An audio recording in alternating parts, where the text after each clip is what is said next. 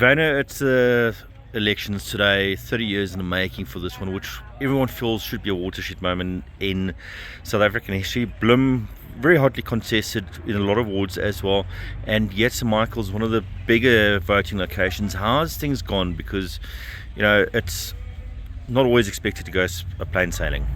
Yes, no, Morgan, thank you. Definitely a watershed election for South Africa and for the Free State. We've really seen good numbers since early this morning. Even before 7, we saw massive crowds gathering at the tent at Pentagon Park, here at St Michael's, at Crane. So in this area, we've really seen good numbers coming out. I think we're expecting in Ward 20 a very high voter turnout, which is a good indication. Unfortunately, at some of the voting stations, things actually went a bit slow, perhaps not enough booths being set up for the quantity of people who actually need to vote.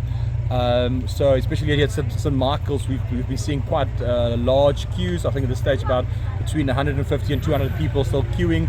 A bit of a slow movement, I think, seems to be regarding the online system of the IEC, the VRM. That's that's what I've been receiving from inside, and it's going a bit slow with the capturing of the voters' details.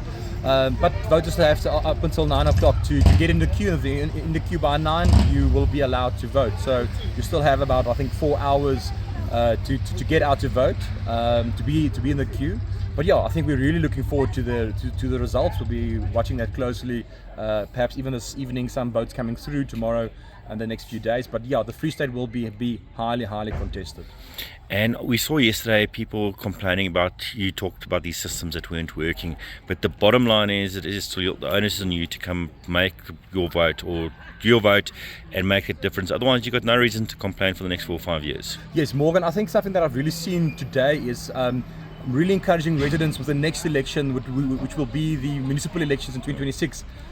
The elderly, people who are infirm, who do qualify for special votes, please do apply for the special vote so that you assisted those 2 days before, either voting at home or coming in a bit earlier, because it really lessens the stress on voting day itself. It is difficult when people come in and vote, who perhaps struggle to walk or have some form of infirmity. So please do make use of those special votes to help yourself, vote more easily, but then also to help the system, I think, in its totality. So yeah, I think voters, please make use of the special votes that are available.